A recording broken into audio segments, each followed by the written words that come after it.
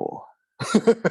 So it says this meeting is being recorded by the host, and then yada yada yada, and then it says by staying in this meeting you consent to being recorded, and there's a button I can press leave meeting or got it. Except imagine I just left the meeting. I was like, nah, yeah, I'm not down with this anymore. Like, the Chinese are watching, the Russians are watching. This is too much for me. I'm out. Straight up.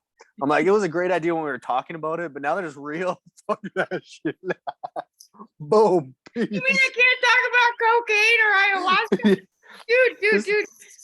I called up David, and I'm just like, I'm like, hey, I think we should do an interview about like just pretend the cat, like it's not recording, right? Let's just be normal. And I called him up and I'd be like, yo, like, I think it'd be cool if we do an interview and talk about urban shamanism. And he's like, well, we're going to have to talk about like what we can and cannot talk about. And I'm like, what? Yeah. I'm going to interview my shaman friend from France, and he be drinking ayahuasca every day. Like, he's down to talk about ayahuasca. Well, I think the whole point of this, like one of the great things about the society we live in now with all the like technology, just with this, that we can do this and then potentially reach whoever we want to, whoever wants to listen, is that we can talk about everything and anything we want to. That's the whole beauty of it. Like, who's going to come on and listen and be like, wait, are they talking about something bad? Let's go to the authorities, like who has time for that? Bullshit. Yeah. No, I think anything. I think hookers and blow. Probably shouldn't talk about that. We just probably shouldn't. Well, we need to start, like, we talked about this, like, we need to have a new version of Friends, but it's set in Pisac, and instead of everyone's drinking and going to bars, everyone's doing plant medicine. Yo, so you need to watch. There's I think it's called The Real Boys of Simi Valley. There's just this scene. It's hilarious. It's of these, like, this group of friends from somewhere in California. And it's a parody. It's a TV show of these 4 dudes of like high school. They're graduating high school, going to go to community college. And it's just like what they do. They just fuck around and party and like do stuff. It's just their lives. I was watching just a little bit of a snippet today, and I'm like, we need to do that for Pisac. Just all the people walking around living the lives, you know what I mean? But having a TV show about what's really going on, I think would be so good. Let's do it. Let's do it. I know. And even if it's only like 6 episodes or 8 episodes, we just build on it. Wait, you froze. Oh no. Yeah, it would be fun to do. Yeah, you froze too, but you're back. Dude, it was like such a trip today. I was uploading videos, trying to upload, and they kept like canceling my account. And I'm like, oh, it's just because I'm uploading them from Lviv. And they're like trying to make sure that it's not going against the narrative. I'm like, they're fucking watching me already. Yeah. It hasn't happened before. This is the first time. I uploaded a video and then I couldn't get back in, and it kicked me out for a couple of minutes, and then I was able to get back in. It's almost like they were trying to see, is this because this is what I heard, is that a lot of reporters in the front lines that are trying to report it accurately, like going with the narrative. This is all Russia's fault and Ukraine is perfect, when now I know for a fact that like it's just the whole thing is shit. But like, I don't even want to talk about it because. No, I hear you. Well, also too, there's a full moon. It's a full moon tomorrow, and the full moon is conjunct Uranus. First of all, this is an eclipse, so it's going to be crazy no matter what. Like, not crazy. I don't want to freak you out or anybody out. Like, not crazy, but lots of unexpected stuff can happen. Like, it's bringing up a lot of things. Like from everywhere tomorrow morning. So like Eastern time, 6 a.m. I think. But this eclipse, it's a full moon eclipse. There was an eclipse 2 weeks ago. That was also, so the moon's going to be in Taurus. Now the sun in Scorpio, and the last one was 2 weeks ago, was moon in Scorpio, sun in Scorpio. But then it's connected to the eclipse that was 6 months ago. So there's eclipses 6 months ago in April, when all that stuff, like when Luis and I had that huge fight and everything exploded, so this is like a culmination of that. So it's the same eclipse cycle. Oh, I get it. Okay. Yeah. So that happened. Something happened back then that exploded things. It wasn't just with you. It was happening with everyone. Yeah. Like everything was blowing up. Yeah. Yeah. And now this one is like the last little bit is like blowing up whatever's left. basically. Yeah. I mean, but the more you do the work, the less shocking it's going to be. That's what I thought too. I was like, oh, fuck. Oh, God, the eclipse. So this is But like then, the coming full circle, kind of like yeah. what you said when we were up there on 222, and then we were up there again. Yeah. Someone was telling me this, and then we were up there again in the same time. Like everybody was up, and they're like, "Yeah, it's the culmination of the 222." Yeah, because when were we there again? We were there. Was it in April, early April that we went? There was something happening, but yeah, we went on 222 when the war started. And then we went and opened And then diet we or went something. back again. Like, no, I'm saying when I went with a different group, you were already there. I came with Savannah and them. Oh, yeah. Oh, that was, was that a Taurus new moon? And that was like closer to June, closer like I was Yeah. beginning of June, Maybe May. end of May. Yeah. Yeah. That or early May, I think, right? Like May 5th or something. May 12th. It was somewhere in there. But yeah, that was another thing going on with Uranus. Right now, Uranus is like touching everything. So it's kind of this big shift of reality going into the age of Uranus. Before it was 3D, like 3D, it's this 3D versus 5D reality talk. You know what I mean? Like that seems to be the big thing is 3D versus 5D. We're going from third dimension through the fourth, which is time, to the fifth dimension. The third dimension is ruled by Saturn, and the fifth dimension is ruled by Uranus. And right now, Uranus is going off. The planet Uranus, like, is electricity, innovation. It's kind of like the mad genius, the crazy mad scientist in the garage building the crazy machines. That's Uranus. And right now, he's in the middle of everything. So he's literally on the full moon tomorrow morning. So it's going to be at, I think, 16 degrees Taurus. Uranus right now is at 16 degrees Taurus. So tomorrow, the sun is going to be opposite the moon and Uranus. Moon and Uranus are going to be together. So they're like literally in the exact same spot in the sky. Uh-huh. And then the sun's on the other side of the earth. So it's like this straight line from the sun, the earth, the moon, and then Uranus. They're all in a line. So their energy's all working together. Oh, snap. Yeah. So it's like more big changes. And Uranus is like electrical change, you know, like, you know how you can write something on the internet? You can like write somebody or write something online and completely change things really quick.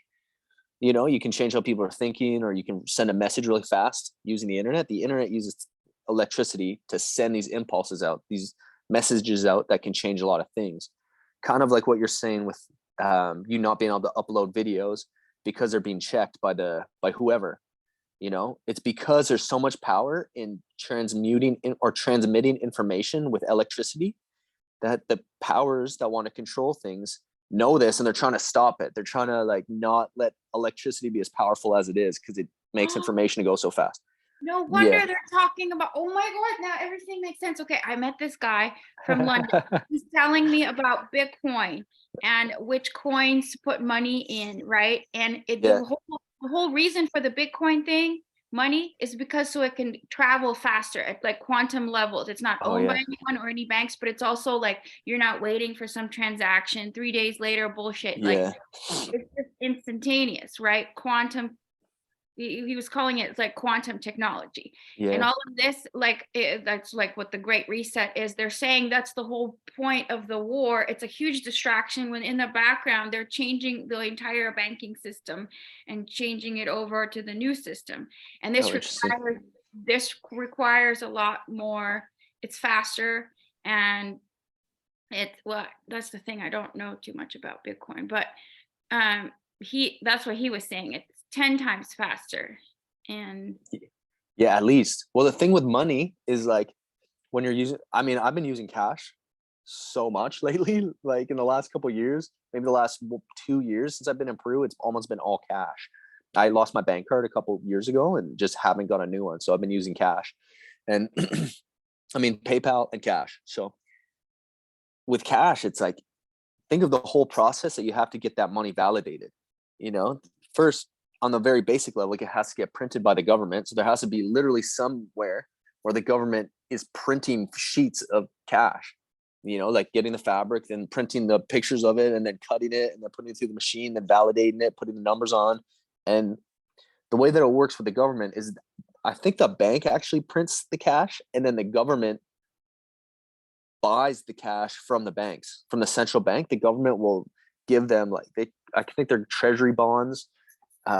Maybe it's only treasury bonds. The government will make treasury bonds that's basically like a IOU, and give them to the banks in exchange for the cash, and then distribute the cash however they want to, Mm-hmm. and usually they give it back to the banks. They put them in banks or make big government spending projects. But with Bitcoin, it's like instantaneous. It's a electrical, another thing of energy going in to solve an algorithm to make a really secure number or a really secure code that then can be used to, like you said, transfer stuff instantaneously. So on a quantum level, there's so many less steps, and it's so much faster to have the exchange happen than it is to have hard money going through the banks and going through these other steps.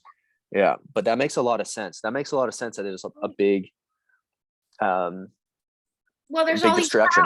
There's all these power grids, right? They're talking about all these power grids going out in Europe. And at the same time, he's telling me like, go into XRP. I'm like, go into XRP. And then I'm following, and they're advertising XRP all over London. And then all of a sudden, Musk is talking about XRP as well, that he's transitioning. And he's talking about all these systems and how they've been held up in court for the last 2 years. But then they're about to be approved soon, because like everything's going to be working off of these systems. They're kind of like the backbone. Like one is like the code, like you could put like they're all companies, right? And one of them is a barcode for each product, and then you can, by scanning this barcode, you know exactly like where it came from. And so they're kind of like the backbone of the whole system. And like I think it's just crazy.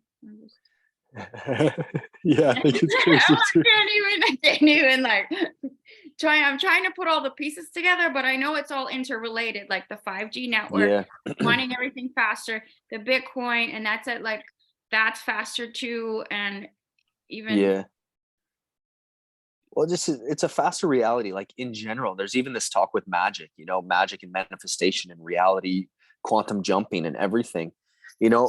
Before, I think humans were kind of restrained on a lot of ways. Like think of the 1800s, people were chilling in their horse and buggy, walking across the land that would take them fucking years, like it would take them forever to get from one place to the next. And now we're like, oh man, I'm tired of this place in Ontario. I just want to go somewhere. So you fly. So let's say I fly to Calgary, which it would take like months. Back in like 200 years ago, it would take me months to get to Calgary. No, now wait a minute. Unless you were ancient civilizations and you had access to portals. Yeah, exactly. Exactly. Yeah. So you could be on a fucking other planet in 2 seconds. Yeah. Which you bring up a good point. Or go from Latin America. Like their technology is 10 times more advanced than. Because they're like fuel. They're using fuel and like engines and all this shit. Like we just opened up a door, and then all our cells were like, they would disintegrate, and then they would show up on another planet or in a different state, Yeah. Well, that's a complete other parallel line to the whole conversation of this, is that on some level, I feel that all the technology we have is showing us what the human capability is. Like you and I right now are talking. You're in Lviv in Ukraine. I'm in Windsor, Ontario. Like we're so far away, halfway across the globe from each other. But we're communicating these things, right? We're having this conversation through a telephone, through the internet, through all this stuff, right? But I feel like what a big thing that is being overlooked here in general is that I think we could do this. We could do this without technology. If we step into like, this is a conversation about Kundalini and about like mind, ESP and, the ability for one to tap into the universal field of consciousness, is that we could do this. If we wanted to, we could sit, go into meditation, sit and be super conscious, get in the zone and have this conversation in the airwaves. You know what I mean? But I think at some time it's like training wheels, like teaching a kid how to swim, potentially using water wings or something. It's like we use these technologies to like pretend that we need them to do what we're doing, but we can do it without it. Right. Yeah. I get what you're saying. Yeah, it's a trip. It's a trip. But either way, Calgary now, it would take a while to get to. Well, and the other thing, everything is happening at once too. Like there is no future and there is no past. Yeah. Like, and so like I don't it's not, you know, some people say like there's certain people in our government that are working with alien species. That's why our technology has been moving and advancing so quickly. Like just, you know, we didn't have a computer or anything 60 years ago, and it's just everything is moving so quickly. Like, are we getting helped? And if we're getting helped, you know, what do we have to give in return? Or are we heading in the right direction? Nothing. I think that's a huge fallacy, is this whole conditional idea of how the universe works. Like, just looking in nature, you know, like little seeds, like a tree drops seeds to the ground, and the seeds that are growing that get energy, they're not like, hey man, what do I got to give back to you, Mother Nature, for making me grow and for like giving me life, and I'm going to get bigger because the nutrients in the soil and the water, everything works in this really beautiful balance and harmony that is not conditional. It's like the whole system is better because that little seed decides to turn into a tree, you know, or decides to, I don't know if that's an actual thing, but like, because it goes through the process of becoming what it is, other things benefit from it, because at some point that'll drop new nutrients to the ground or make shade or collect water. So it's like any of these things. Well, even this conversation, it's kind of like you and I are growing in consciousness just from having this conversation. Like you're putting your perspective, I'm learning from it, and I'm giving you my perspective. And then like, and if other people listen to this conversation, they're growing at the same like, or with us. Yeah. And imagine I was like, hey, so can you pay me for my time right now? And you're like, yeah, can you pay me for my time right now? And then we're like, hey, can you guys pay us for doing, you know what I mean? Like, yeah, it's super cool. But here's the thing, that it doesn't work that way. It's only when you create value. When you create value for others, the money automatically comes. So it's not like, you know, it's just like, it just kind of happens automatically. Yeah. It's not something you like really look for, but if people see that you're adding value, then it's just, you know, it's just automatically gonna happen. Yeah, no, it's very interesting. It's really interesting. My parents say this a lot, is that like they've noticed, so they're both doctors, they're both medical doctors, and so they had to go through the whole schooling, like a very third dimensional schooling process of going to university and then going to med school, and then after 4 years of med school going to the hospital. I don't know what the deal is, like they do residence for 2 years and then they work under like intern or something like that for another couple years. Either way, it's a long process, and then you're a doctor, and then you start making these wages and start making money. But what they were saying is that at the start, like when you don't have money, you have to pay for everything. You know, when you're at the start of the thing, you're just like starting school, you're, you know, your first year of med school, you don't have money, you're like eating, you know, the barest stuff you can possibly find, you know, like having to scrape along for food, yada yada yada. And then you start going up the ladder, and then eventually you come out of school in the hospital, you start working for a few years, and you're a doctor with money, and all of a sudden you go places and people just give you stuff for free. All of a sudden you're making more money, and you don't even have to use it to buy the food at the restaurant or at the bar. People are just buying you drinks, people are buying you food, because you're adding value to the system. And so because you're adding value to people. I never looked at it that way. Yeah. And that's the thing with, like, I read something, I forget where, maybe I think in a Dale Carnegie book, that was saying that after a survey they did, the number one thing on people's list that people are concerned about and would put their money towards is their health. So that's like the biggest thing in general for people. So if you're bringing value in that way, I think people will be like, yeah, I paid the doctor, I went to see the doctor, and, you know, they helped me. And because of the help that the one person receives, that each individual gets, they're like, oh wow, thank you so much. Yeah, you got paid for this, but also I would like to thank you even more. So it's like out of gratitude and appreciation that so much more comes from, you know, like the abundance really comes from that gratitudeness, you know, gratitudeness. I think that's a real word. It should be. I mean, like when I was in the military and I would wear my uniform into airports, I'd get people buying me drinks all the time, and I'm like, oh, this is really nice. Yeah, right. And they're always like, thank you for your service, thank you for your service. Yeah.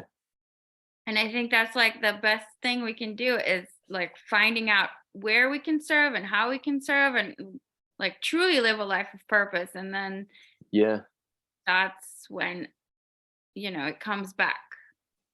Yeah, well, and service is a funny thing too, I think, in the whole talk, because I think a lot of times I really do feel that service is the way, like that's the way to find purpose, or to be in your purpose, is to be of service, and to like have that be your kind of goal, is to be of service. But I think we get into this thing where it's like, oh, okay, I'm going to be of service. So anybody or anything that anybody needs, I am going to serve them, and you like, it's like, it gets a little bit self-gratifying, and it kind of takes away from it, because a little bit you can go into your ego and be like, yeah, I am of service. Look how helpful I am doing this, So it's always like really interesting to try to find your way into the middle again and be like, okay, wait, yes, service, but how to best be of service. Be of service is like you're fulfilling your life mission. It's almost like, okay, I read James Redfield, like he wrote the ninth insight, and then he wrote Birth Visions, right? And he said that before we came down, we were on the spiritual plane with our soul group, and depending upon what we wanted to learn and what kind of karma, like basically that's the way he described what we had to learn and what we had to teach others.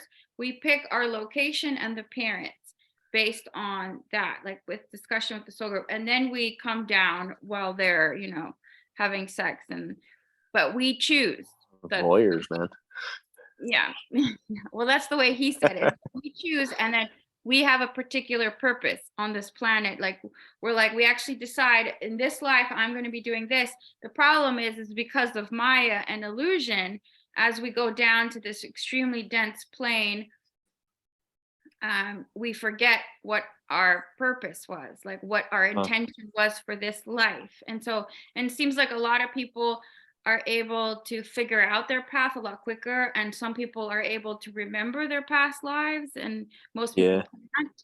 And this is the way my teacher explained it. The reason why they made, I don't know, maybe I told you this already, but the reason why they made the Maya and the forgetfulness so strong here, and like we forget where we come from, and like we have to like do mantras and meditate and like find our way back to like our original nature, But he said is because when they first created this dimension for all the souls to come down and learn, because like this is how we learn and we grow through this dimension, through the physical realm, not like when we're all stars and everything is perfect because we're in the consciousness. Like we have to actually go into our physical bodies and be in this side of this realm of duality, right? It's only this like harsh circumstances that like you make gold through fire kind of thing. So this is like, we're in the heat of things. And so it was so difficult for souls. They're like, fuck this, I want to go back to Shambhala, into the higher realms. It's way more easier. So they kept leaving. And so they said they had to make the Maya, the illusion, the matrix world like stronger, the forgetfulness stronger. Yeah. Oh, that makes sense. And so that's what I mean is being of service, is like remembering exactly what our purpose was, what we plan to do in this life, what we plan to work on, and not just be like, oh, I'm going to be part of the Matrix. Oh, okay, I'll just have 2 more kids and a boat. And like, that's what we did 5 lifetimes. Like we could just keep doing shit because we've forgotten. Yeah. That's really interesting. That's what I'm trying to figure out. I was like, what the fuck was I supposed to be doing? Yeah. Well, yeah, I think too that it gets really, we think it's complicated. Like we think it's complicated, but the more I go into things, the more I realize that things are actually very simple. Like when you break them down, it's really simple, and potentially the purpose is to remember. Like the purpose is just to do the things to help you remember just who you are and where you came from. Because at some point, like, there's this idea of the way shower, or the one who like walks the path first and holds the light so that other people can follow. It's like the individual, as they remember who they are and where they came from, and and puts their intention into that, like put your energy into that, you start walking it, and then all of a sudden people are like, ooh, wait, that feels good. Like you were saying with mantras, like, ooh, the mantras feel good. Okay, I'm going to go do that. And then all of a sudden people are just doing mantras because they feel good, because somebody else is doing them, And it's not so easy to just be like, hey, you know what? I'm sitting alone in my room, lonely, don't know what's going on, feeling a little lost and confused about my purpose. And Hey, you know what a good idea is? To sing mantras. You know, like if I didn't know about motherfucking mantras, it's not going to happen. You know, it's like there's not going to be there. But if somebody else is out there and you just even hear them outside, you know, singing whatever chants, and they're like, oh, wait, that sounds cool. What is that? You go, you know, it's like moths to a flame, or like things to go to the light a little bit. So I feel like that's a huge part of the path as well, is remembering in the self and making that really strong so other things can come towards it. Like you hold the light really strong, and then the other things come towards it. And as they come towards it and find the light in themselves, their light gets brighter. Your light gets brighter because of it. All of a sudden you're bouncing off each other. And then it's like the whole reality starts shifting dimension, you know, and like shifting frequency, because we're working off each other and kind of recreate, like you said, there's no past and future, you know? So it's not like, oh, back in the past, we dropped down. It's like, we just dropped into some matrix and we're down here, but we're still up there, and we're still even farther down, but we're, you know, we're in the center of it. Right. Because there is no separation, and Yeah. all is one. All. I don't think you know what that means. I don't think you know what it means either. That's bullshit. Vajra, man, freaking Vajra. I love Vajra. I hope he's doing well. I love Vajra. I know. Yeah. Yeah. So what's it like in the Ukraine right now? Well, it's dark. Very dark. Okay. Okay. And I saw your post. You said that there's no bombs or anything going off, right? Well, like in the last couple of days.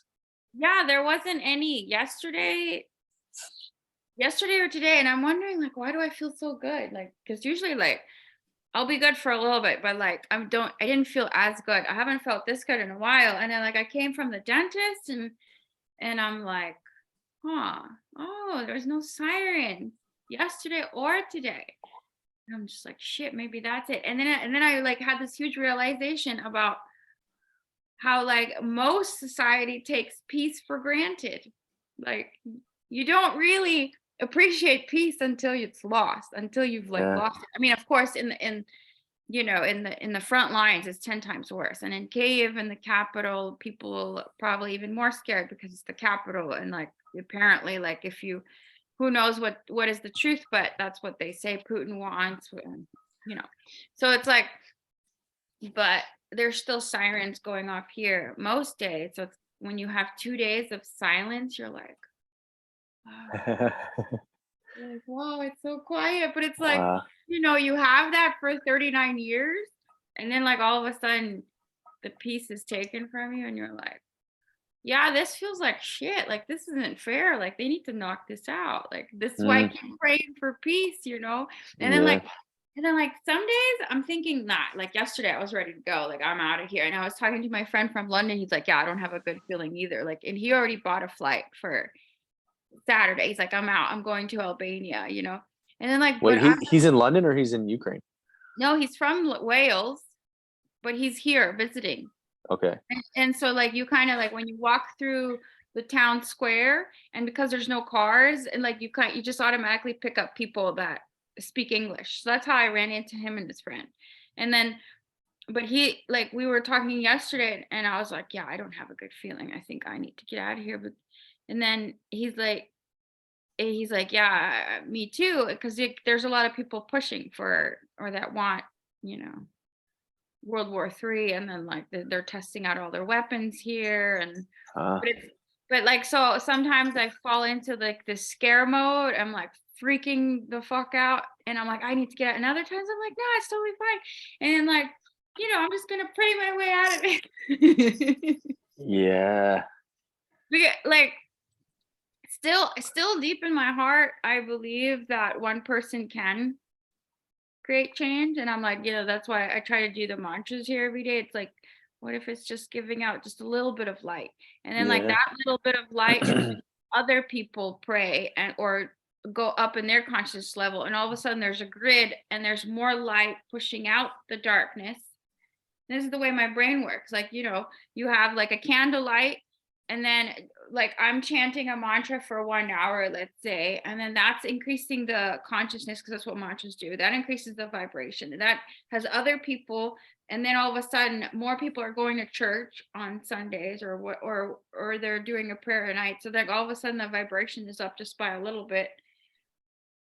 And you keep linking, and you keep increasing the vibration, and the darkness that they're trying to put on here, or their plans for World War III, can be, pushed out. Kind of like they really thought that the vaccine passports were going to go through. They really thought that a lot more people were going to die, but it didn't. It failed. And it's like, like that guy from London, he's all talking about, or like some people are talking about like the hunger and the starvation. And I'm just like, or World War III. And I realized, and it helps listening to Bob Proctor, because he was like, when the recession came, I was like, I don't have to buy that. I don't have to go along with that. And he was making millions during the recession. So it's kind of like because it's only a small group of people, they may have their plans for this world or want to test out their toys or whatever, but we don't have to go along with that narrative. But more and more people have to join and unplug from what they're feeding and plug our own reality, which is peace, and push that out. Right? Yeah. And that's why it's like, I feel like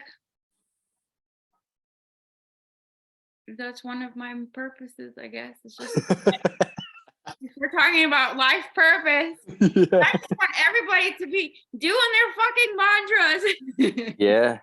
And if they're not doing them, you can do them for them to some degree, Like that, I am doing that, but I'm just saying, like, if we want to push out this darkness and this bullshit that they keep trying to put down, like, we were celebrating on 2/22, COVID is over, it's all good, like, all this bullshit. Yeah, the ascension is real. Let's go. Ascension is real. 2 days later, the war breaks out. It's like, it's fucking ridiculous, because like the fear, they want to keep the fear going. So it's like, how do we get rid of that shit forever? Like, stop fucking with us. Yeah. Bullshit. And you're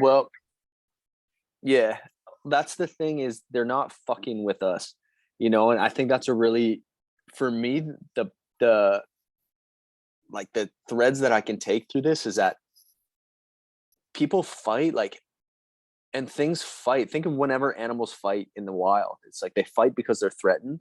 They fight mostly because they're threatened, because they're fighting over food, or somebody's going to come eat their kids, something like that. There's fights in very stressful situations.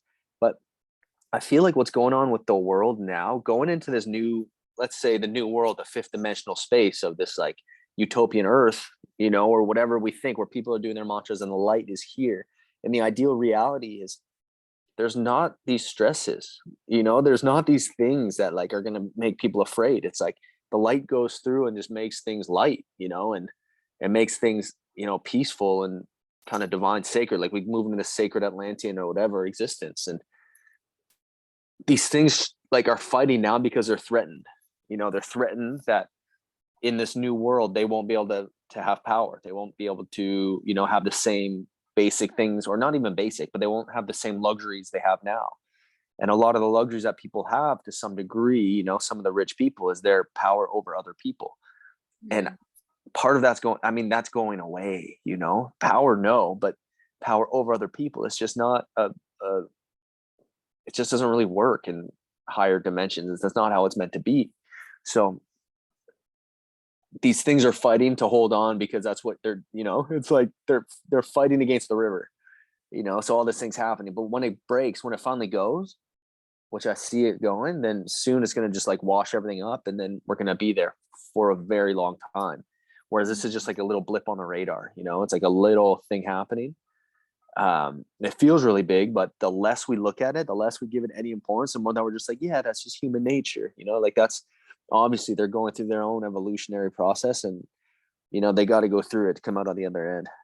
Oh, I see. So you're like, it's just like a friction. It's just like a temporary friction, and then it will end. Like, yeah, I think so. I'm like trying to figure out in my mind, like, are we really going to have a World War III nuclear war? Like, do I really have to subscribe to that bullshit? Because the other day I was like doing the Shiva mantra, and I actually saw in my mind that the Lviv airport opening up. And then and I was like, and it seemed so real. And I was like, shit, yeah, I don't have to subscribe to that. If I keep seeing peace Yeah. in my mind and working hard towards it and believing it 100%, and like other people are doing it as well, or whatever, like you said, you can do it for them, whatever. But like, so you're putting that out there, and so that means you're like surrounding the conflict with light. So you're helping surround the conflict so that it doesn't explode, right? Yeah. You're containing it so that they Yeah. resolve it. And like sometimes, like I try not to watch the news, but sometimes I'll go in and I'll be seeing like a president from Africa trying to communicate to Putin and Zelensky, or he's trying to communicate from Putin to Zelensky, because Zelensky doesn't want to talk to Putin. And it's just Oh kind of, yeah. you know what I mean? Like all of a sudden these intermediaries are coming in to try to like figure shit out. Yeah. And then like a couple of days ago, I see like a prisoner swap. And I'm just like, okay, things are moving, things are going in the right direction, you know?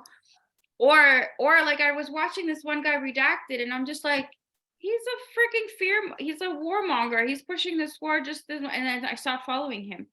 And then I'm like looking at his latest post, and they're much more positive, you know? So it's kind of like what you said, like maybe other people won't do the mantras, but like the fact that you're putting your consciousness and your light into this situation, Yeah.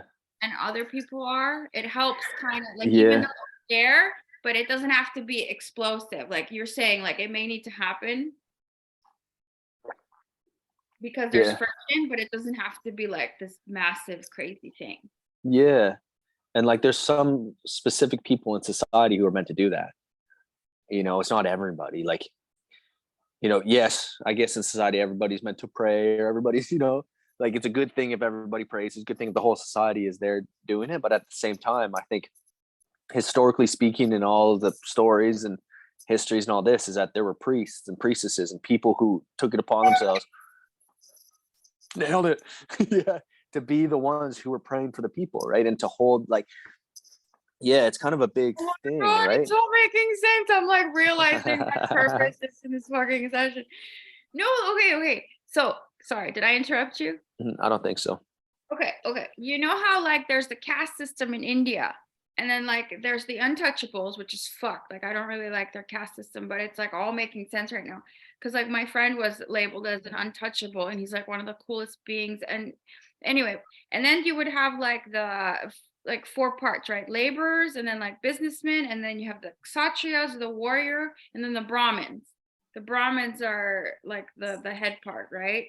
Yeah. And then cause like I've been praying since I was young, and I was like going to church since I was little. And then my grandpa was like, that's all he would do is read religious texts, you know. And then I'm doing ceremony with Paul, and like I only called him over one time out of like the 25 ceremonies I did with him. It was when Biden came into ceremony. It was like asking for prayer. Like I've never called, you know, I think I told you that. I've never called Paul over, and I'm like, Paul, Biden is here asking for prayer, you know. And then like the next day, I'm just like, what's going on? Why am I spending 4 ceremonies in the White House? Why is Biden asked, you know?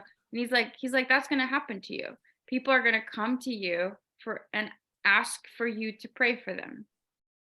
You know. Oh. And then not just that, I'm on the ocean. I'm like trying to figure out if I need to be going to Ukraine. All of a sudden, I feel like the spirit of Ukraine, which is female, she was asking me to come. Uh-huh. So maybe this is exactly what I should be doing. Yeah. Yeah, I think it is. Well, Just also praying think all about the it. time. Because I'm wondering, like, why do I just want to pray all the time and meditate? Like, what the fuck? Is there something wrong with me? Yeah, yeah. Something real wrong. You should go get that checked out. Go to I don't even know who you're talking But to. you know, most people are like, you know, like being a dentist, or they're like a janitor, or they're like a Yeah. professor, or there's like a lawyer. But like, Yeah. dude, Yeah. No, it's a thing. You have to follow that. That's at the top. You know, that's at the top of you know, like a pyramid. This is when I need to use the I'm like whiteboard, a man. fucking Brahmin. No, okay, Yeah. go ahead. I won't Well, it's like interrupt. low battery. What is this all about?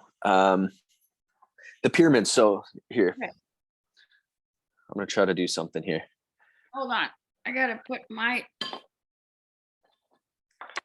charge this mother. Yeah, me too. I'm glad we're recording this. I'm like, do you remember that one time that Kat figured out your purpose and we recorded it? Yeah, man. It's on the internet. Shit. It's on the internet. It's so cool. It's on the net, man. It's on the net. Hey, let's see.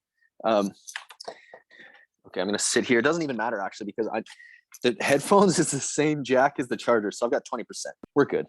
This is still probably another 30 minutes, but anything could happen. Let's see. But it's the pyramids. So, like the pyramids in Egypt, like triangle. Just imagine a triangle. Like let's just say this is like the pyramid. I'm gonna do a better job. The point is on top. Yeah, that's better, right? The point here, and these two things are at the bottom. So this is like boom here. And there's a bunch of them all over the world. There's some in Peru too, actually. But what they say about the pyramid is the pyramid's like the Trinity. So it's the Trinity that was built on the ground. So it's like boom, it's on the ground. But then in the Bible, they speak about the Father, Son, Holy Spirit. And this is a non-built. This isn't a form. This isn't a thing on earth. It's a thing of the individual. It's of the soul. So the Father, Son, Holy Ghost Trinity is like this. The pyramids that were born on earth or that were built on earth are like this.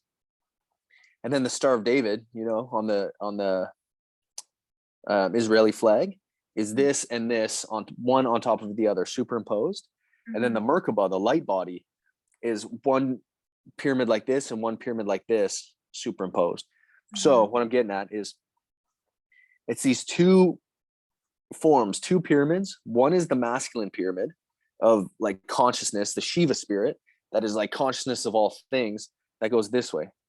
That goes through the individual at the bottom. There's the one individual who's conscious of all the things. That's at the top. Then the feminine pyramid is these two things at the bottom with this on top.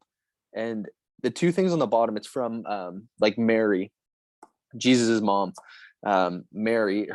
The name is Miriam, and the is the waters. So the two waters, and the R, like in Miriam, the R, the in the middle is like purity, chastity, cleanliness, all these things.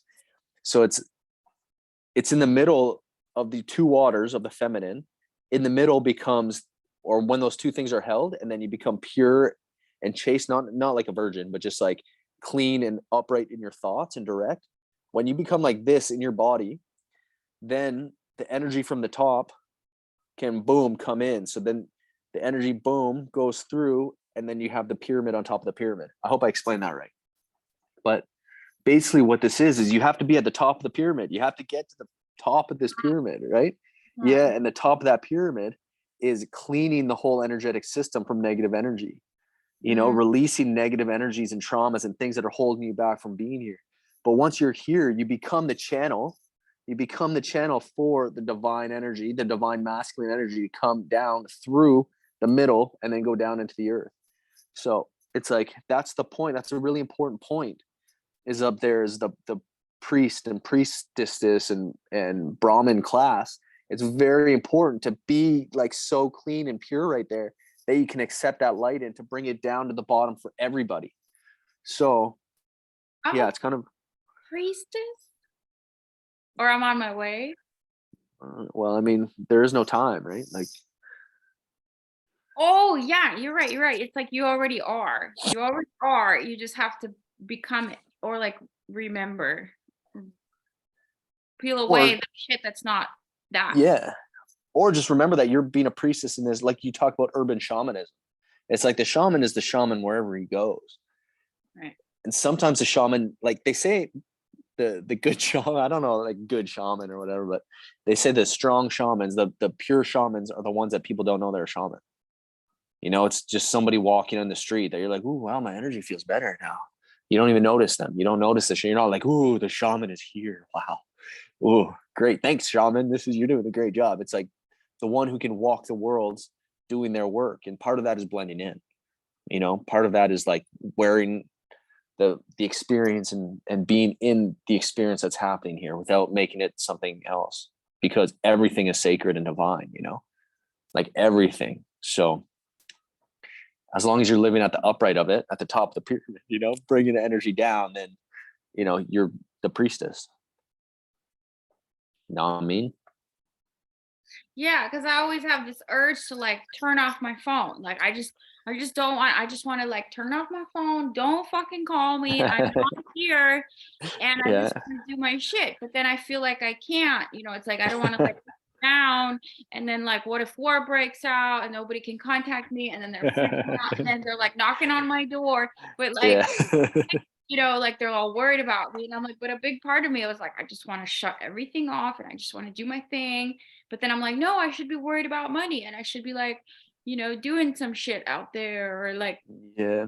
so much, like so much. Or like I want to do fasting, but then I don't, it's just.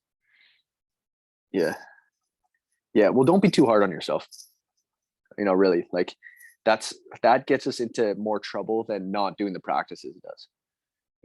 Like going into the feeling of shame or guilt or like, ooh, I'm a bad person. Oh, I'm not really who I am because I didn't do what I said I was going to do. Like, that's okay. It's okay. Yeah, like, I give myself a hard time because I'm like, I went into this mantra house and then like there's this girl and she's all like, well, what's the Hare Krishna mantra? And then because I couldn't explain to it in words, like quickly what the Hare Krishna mantra means, I'm like, dude, I've been chanting it for 17 years. I could tell you, like, I can spend you a whole day talking about what it does to me and how it changed my life. But just because I couldn't, I'm like, oh, the fact that you don't even know how to explain, I'm just like, what the fuck?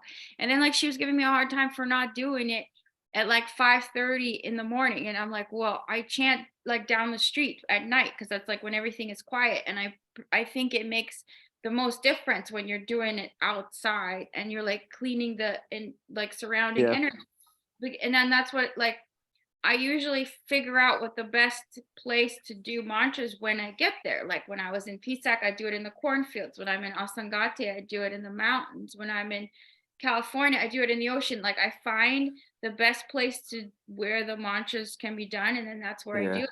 And she's all like giving me a hard time because I'm not doing it in the morning, and then I feel guilty, but I can't. Like I'm usually up till 2 a.m. Like I can't wake up. Well, there's 7 billion people on Earth or 8 billion people on Earth. If everybody's doing their mantras in the morning, like great. But what about at other times? So what? We just do it in the morning. I guess there's morning everywhere. Like it's 24 hours on Earth, so that's good. But at the same time, no.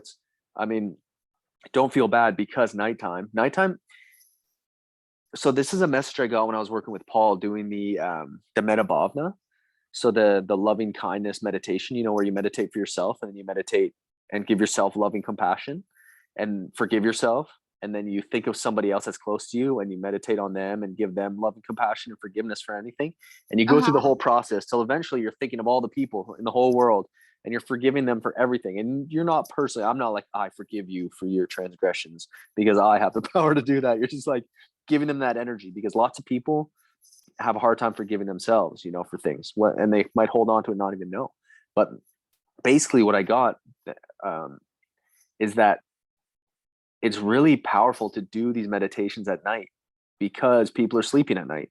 And when people are sleeping, they're in their astral bodies, they're in their astral experience. So you can actually go in and make some big changes, or like you can really clear energy when people are sleeping and their astral field is open.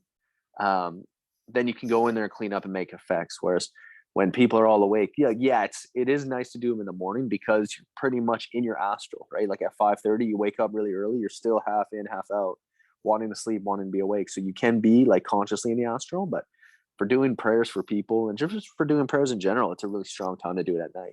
Really, really strong time. It's like I am, for example, in Pisac, I woke up at 6 a.m. and like, or 6 or 7, but like I was able to because I'm in the mountains. Yeah. And it's kind of like you want to get up because it's so beautiful, and there's like so much going on. And in California, same thing. Here, the energy is very different and it's not as uplifting and it's dark, so it's like I have no motivation to get up that early. Yeah. So everything is kind of out of whack. I don't get up till 8 or 8:30. but then I'm up till 2 a.m. most nights, so it's like I'm on a different schedule. Damn. And so it's kind of like you gotta wait to self-regulate, like not self-regulate, but adapt. But then I Yeah. feel like, okay, is the energy much better than when I came 2 months ago? Yes. I mean, I feel it is, but who knows? Maybe I've just adjusted, or the environment is adjusted to me because I come in with different expectations, and then I try to manipulate the energetic field to match my expectations of peace, right? So it's Yeah. kind of okay. I feel like that it has gotten better, especially today. Today was like the most peaceful day I've experienced here Heck yeah. in 2 months. It's like, dude, this never felt this peaceful before. I'm like, okay, something's happening, you know and then like Excuse me. kind of like what you said. There was like a month ago, you said it like the only way is through. It's not running, Yeah. like making the best of a situation. So like sometimes I want to leave, but then I'm like, but then you didn't really, you didn't become the alchemist. Like you weren't able to twist the situation around, to change it, to add your energy and change it to something else, right? Then I feel like you're quitting. Like then I feel Yeah. like I'm quitting. It's like, no, I came here and I was given a strong message that I have to be here until January. And then you're like, you're telling everybody else to unplug, but then you're falling into the fear instead of focusing on your prayers and changing and you know create alchemy, like alchemizing, like Yeah. changing the situation around, working with it and changing it around. And then it's like that's when you can leave, when you feel like it's stabilized. Yeah. Yeah. Wow, that's cool. I understand that. But interesting that 6 months ago, like just speaking of the eclipse, it's nice that we're talking the day before the eclipse. Like it's literally happening right now. It's like 12 hours, maybe less, or maybe more. Let's just say 12 hours away. But they say either way, like on days either side of the eclipse is pretty much a big deal. So we're definitely in the eclipse energy right now. But 6 months ago, whatever in Pisac, you were like, oh, should I go to Ukraine? Should I go home? Oh, what do I do? I feel like I need to go, but is that dumb? I got this. I got like, you were really going through it.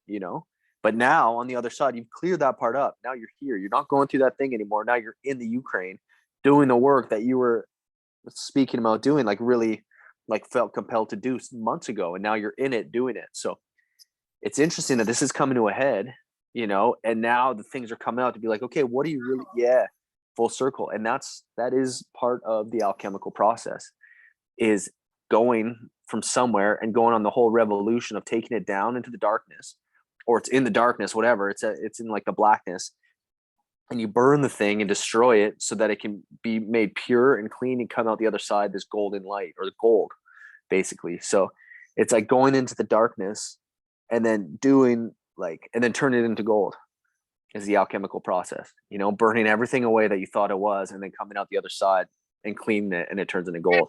It felt like there was so much shit, like everything was like I don't even know. And I was like, what the fuck? Like, that's what I tell everybody. I felt like I was getting pushed out of Pisac. And like, imagine Yeah. if I wouldn't have listened to that. If like the fear got to me and I was like, no, I ain't going to listen to that. And I would have stayed. It would have tortured me, I think. I would have like, Well, you weren't meant to stay. huh?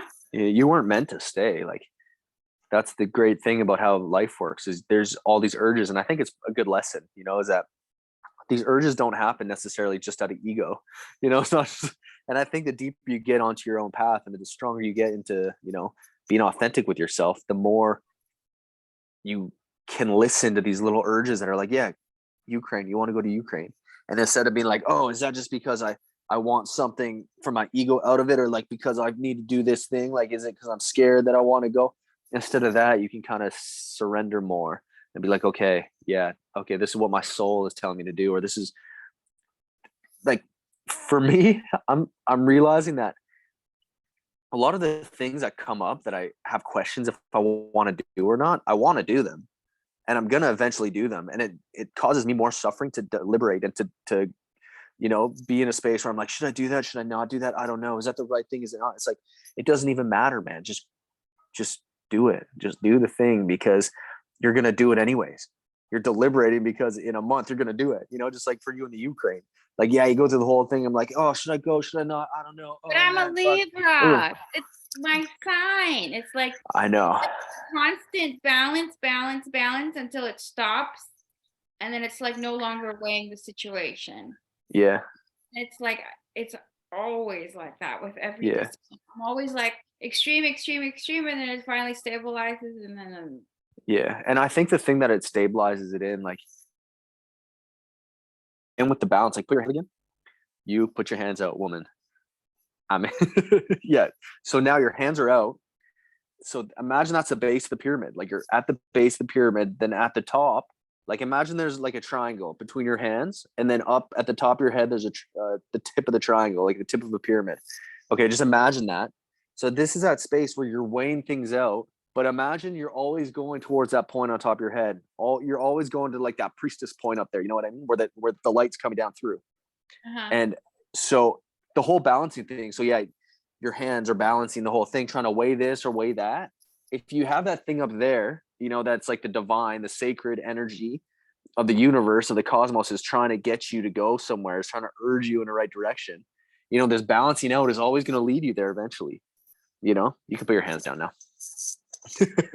But yeah, it's like that. Oh yeah, it's true. You made me realize that, like, the more you get centered, the more you closer to your soul, like the more you work on your spiritual practice or just listening to the way, the Tao, whatever you want to call it, and it becomes easier and easier, and then like the decisions are not as difficult. Like all of a sudden you it's almost like you've learned to listen to the way, you've learned to listen even if it's difficult, to not fight it. Like if it's fun to go somewhere, just fucking go. And like you no longer waste time and indecisiveness because you've already done it multiple times. Yeah. I feel like I'm still new, like going against the current, right? Everybody's leaving Ukraine. I'm going against, so that this is new for me, new territory. But like once you've done it a couple times where you're going against going against the grain. Yeah.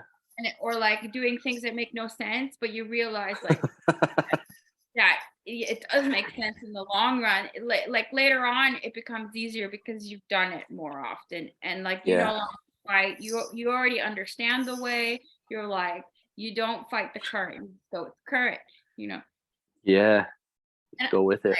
It's a process. It's a learning process. But like as you get closer to the top of the triangle,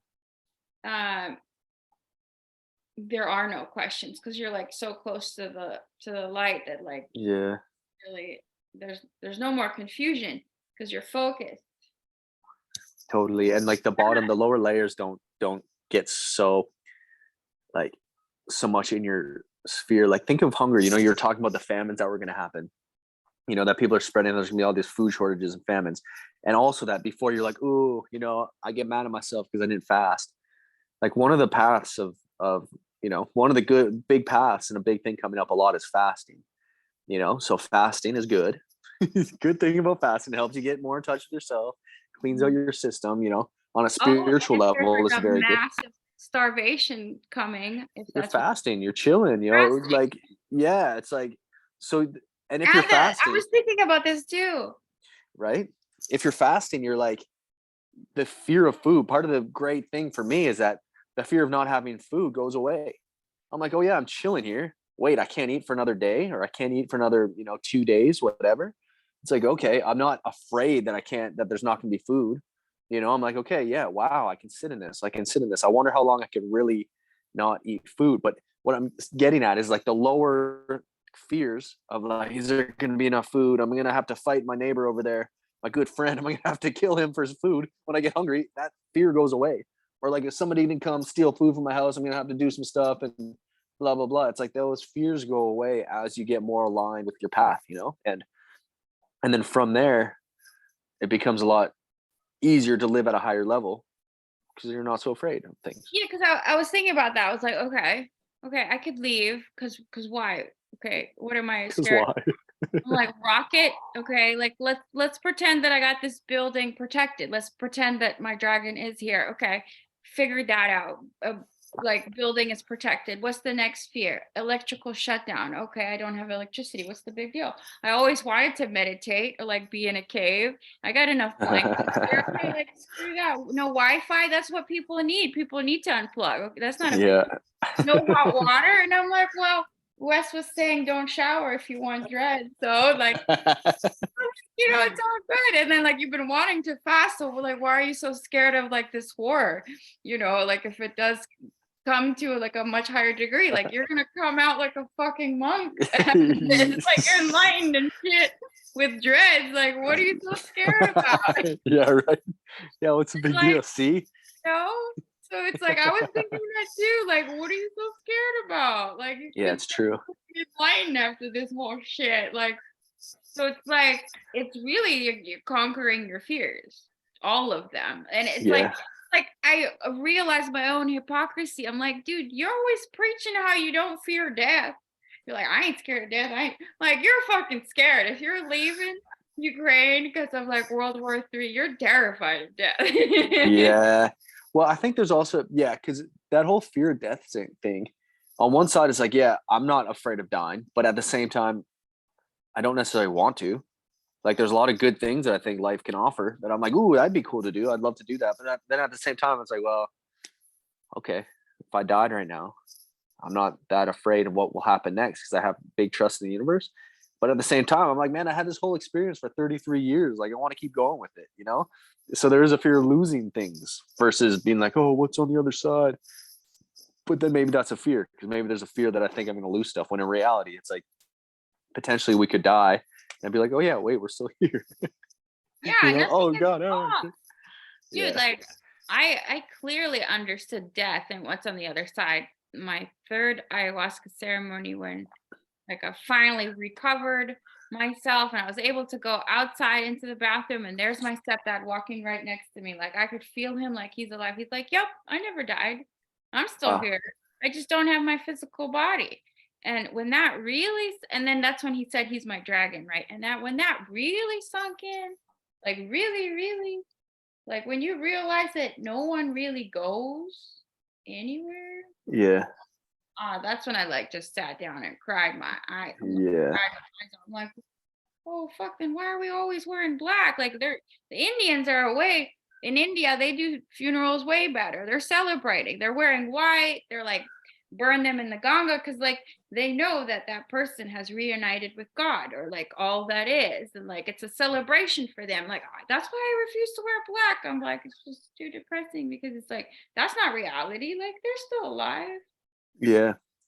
Or Yeah. like It's my so interesting. mother, like she's making a big fuss with this grave thing, or grave having a grave for my stepdad here, and it's only like a couple of his ashes that are here, right? Only a couple. And I'm like, Yeah. Mom, he's not like here, like he's here. He's like in here in your heart. Like he might have moved on and chosen another body at this point or whatever, but like his consciousness is out here. Like he's out Yeah. not in there. Yeah. Yeah. The whole thing's interesting. The whole spirit world and all the different realms is really, really interesting. And it doesn't really matter how interesting it is. I should stop using interesting because it's so cliche of a thing. Be like, yes, interesting. But like, there's so much more going on with energy if we give it time. If we really want to sink into it and be like, oh yeah, what is happening? Like I feel my grandpa around so strong. And when you said that your stepdad's your dragon, I'm like, oh yeah, my grandpa, I'm pretty sure is my dragon. Like I've seen him in ceremony just like come chill with me. And the other day I was talking to him in my bathroom. So I was just like, having this conversation, thanking him for everything, all the lessons and all like the everything that he keeps showering on me in my life. And the light went out. I have 4 lights in my bathroom and one just went out. It's just boom at that time when I was like, Grandpa George, boom, it went out. I was like, oh yeah, one hundo, he's here, For and sure. yeah, straight up. And that happens so often where I'll like be speaking with somebody, my grandma who passed, and the candle will flicker and just be like, and it's not like, oh wow, whoa. It's like, and it goes out and comes back. So the energy's all around, it's everywhere. And yeah, I guess this is a conversation for another time, but the way energy works. Like at the heart of it, we are pure energy, right? We are pure light. We are pure light particles traveling through space, and at the same time, we make the space with our energy. The energy makes the space, but we're traveling and moving, and like, you're talking about containing something, like containing the war. It's like you put the thing around it so everything happens within it, like within the space, so that things can't escape. It seems like that's reality to an extent too. There's this big bubble around things, this bubble of like unexplored things, and the energy consciousness is traveling through it, everywhere through it, like consistently pushing on the bounds of what's known and what's not known. But it's like the other side of the whole container, and it keeps getting pushed out as we like go in to the middle of it, and then we like get shot out and start pushing the container even farther, making like a bigger ball, if that makes sense. I was kind of that seemed like it made a lot of sense to me in my head. I don't know if I explained that so well, but it's kind of this thing, where that's pretty epic. You might need to draw that out on the whiteboard. Just a laptop so you can draw this shit. Yeah. Go explore, get a laptop, and you can draw. I'm like, what? You lost me, but I really liked all the visuals in the movie. Yeah. Blue. Remember, I was calling you a Hogwarts professor at one point. I'm like, oh shit, such a professor! Like, you'd be so good at this shit. Yeah, heck yeah. We definitely should do Hogwarts. That should be part of the podcast, is Hogwarts. This is the whole idea. I was like, I need to become a fucking millionaire just so I could like open up an ashram and just like meditate with the cat. And like, did I tell you with the cat? Aurobindo, right? I fucking love Aurobindo. Yeah, word. Pre Gandhi, right? Started the revolution. He's like, fuck the British Empire, burn their clothes, don't buy their clothes, whatever. They threw him in jail, Calcutta, I think it was. He meets Krishna in jail, right? Sometimes meets Krishna and he gets out. He's like, I'm no longer being an activist. Like, fuck that. He escaped to French India, which is Pondicherry, where I was at. You remember the globe that I was showing you, the Golden Globe in Oroville? The Machu Yes. So that was built by his spiritual partner.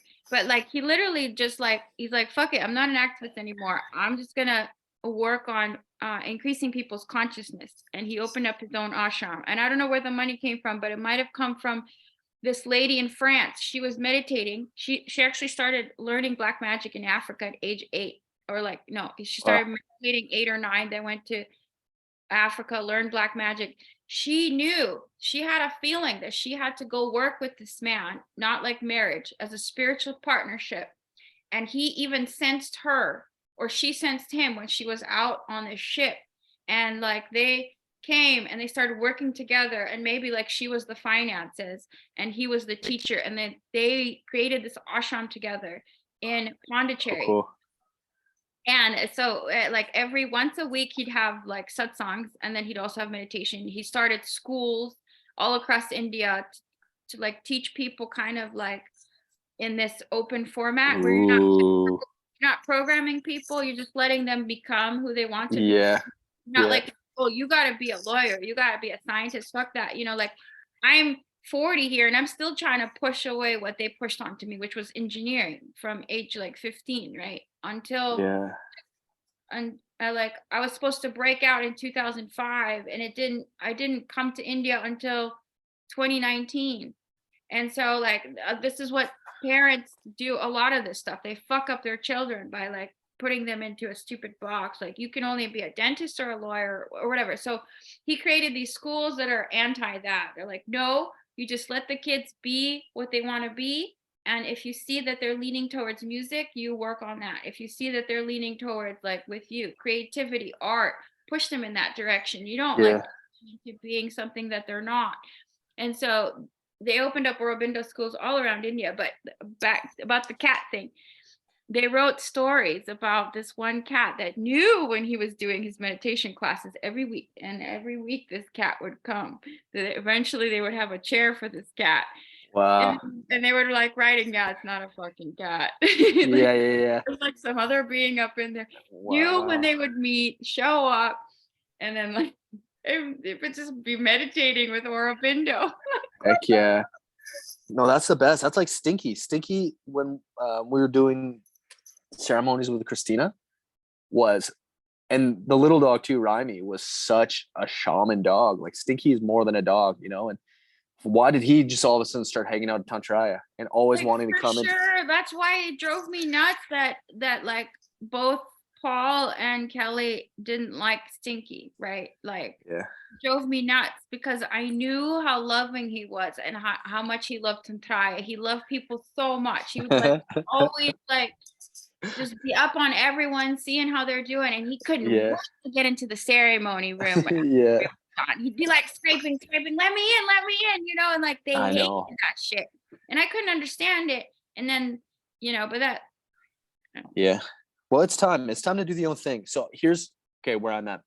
My phone's gonna die, and I can't plug my phone in and talk at the same time because it's the same jack. So got to call this one. All right. But yeah. But the thing is, two things. Hogwarts is a dope idea. I like so on the new moon, my intention was like, okay, start a YouTube channel. I need to do a YouTube channel. I need to get on, get through the airways, but I don't know how to do it with my platform. I'm like going around. And then all I've been seeing lately is like the answer is going to come. The answer is going to come. And I feel like it just came. You know what I mean? Like it's here. Like let's fully push that. I'm into it and let it happen. But yeah, I feel like Hogwarts school, I was chilling in Renfrew. So I went up north 9 hours and was working at my friend's woodlot, clearing trees. And I'd work there during the day, then I'd go to town at night.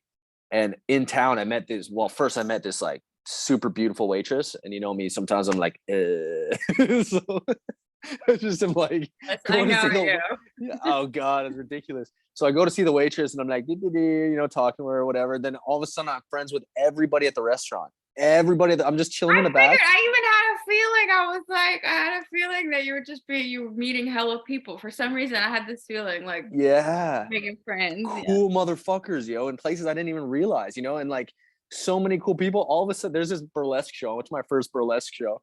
The manager at the restaurant, for some reason, just loved me. Saw me in the back, gives me, she's like, hey, you're here. Come sit up front. Come sit with us. Was giving me food, all this stuff. So I'm sitting at like the VIP table at the front of this burlesque show. And I'm like, this is A, dope, but B, it's super cool to be with all these people. And then for whatever reason, the 8 people at the table, I said goodbye to them, had a conversation with each of them before going. And they were all like super stoked to talk to me. They're all like super grateful. Like we just shared really good energy, and I was sharing it was just like a bomb energy being there. But in the back, when I was talking with the waitresses and some of the workers, the kitchen workers, we got in the conversation of like, oh, what Hogwarts house are you in? And one lady's like, I'm definitely Slytherin. The other one's a Hufflepuff. The other one's like, I don't know, Gryffindor for sure. What is it? Like that's like in the mindset, the people is the magic world and Hogwarts go hand in hand. So I think of going in that direction with Hogwarts, like using that as like, an avenue to go in could really do some good work. We were talking about that the whole time we were Tantraya, we were doing the meditation, and then you did the astrology class, we did the mixed circle, and like we wanted that kind of feeling, but like I don't know, it just wasn't working out. Everybody has to be on the same wavelength, right? Yeah. It's not like you don't think that money is the objective, right? That is not your objective. Your objective is to bring magic into this world, to increase consciousness, and you don't really think about the other stuff. You want that, you want to focus on that. That's what Aurobindo focused on. He just, like, all of his books was about writing what is the post-human, about post-humanism, like what's after the human, if this is our next stage, right? Like the human is in the 3D, but going into the 5D is going to be the post-human. It's like a more enlightened. What's next? Yeah. It's like the Kundalini. It's like the Kundalini path, Like, what do you do with a fully awakened Kundalini?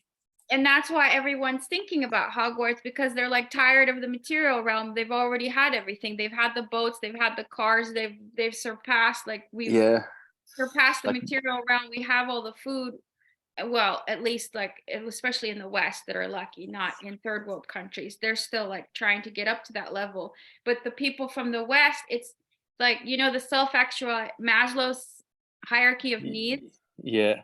Like the first thing is survival and having a roof over your head. And then it's like food, and then it's family, and then career. You cannot think about self-actualization until all the other 4 levels are met. And people in the West, they've already met those 4 levels. We've already, we've survived. We have the roof over our head. We have internet. We have family.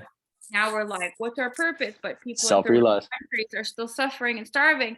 But they're like, why is? But we can, because the other 4 levels have been complete. So we can think about enlightenment. Well, straight up, one more thing. Yes, the Maslow's path. Remember that you drew another pyramid. The very top is self-realization. So the top self-realization, that's like the priest path. Boom, shakalaka, motherfuckers. Boom. Hogwarts priestess. In the house. Yeah, what up? What Dragon Rider and a priestess signing out. All right, let's do it. But yeah, heck yeah, this is a great idea. I mean, this is a great thing to go with. I feel like let's do it. We just gotta figure out, I'll figure out how to. Okay, bye everyone. I'm just gonna stop recording. You the bombs, love you. No, don't go just yet. I'm just gonna say bye to the. Okay, go ahead. Okay, so people think that the apocalypse is like like everything gets destroyed in fire and brimstone, like huge destruction, all the buildings collapse and everything dies and things blow up and people are suffering in fire and hell. But the actual meaning of apocalypse is to pull the lid off something. It's a Greek word that means to pull the lid off of something. And so this feels like the Matrix. It's like the Matrix wants to have its lid on. It wants to be the Matrix, it wants to be what it is so it can keep feeding off itself, like the snake eating its own tail. But when the apocalypse happens, it's when the lid gets pulled up and the snake, instead of it's not as bad as I thought it was, because I kept thinking it's like fire and brimstone and people dying and like all this shit, but it's not, doesn't have to be like that. No. It's like, so the snake, like imagine the snake, Kundalini snake, is doing this. It's like eating its own tail. It's like Maya, you know what I mean? It's constantly going in this loop. And what we do with the work with Paul and Kundalini and Tantra and all this tantric practice is to uncoil the serpent so it can start rising. So it's like the apocalypse, the powers that be, whatever the energy, wants to keep this happening. It wants to keep the people and the energy doing this because that keeps the lid on this experience, on this like energy right here. It keeps the lid on it. But when you take the lid off, all of a sudden there's no lid and the snake can keep moving, So this is a good thing. This is a good thing, and it's not something to be scared of. Yeah.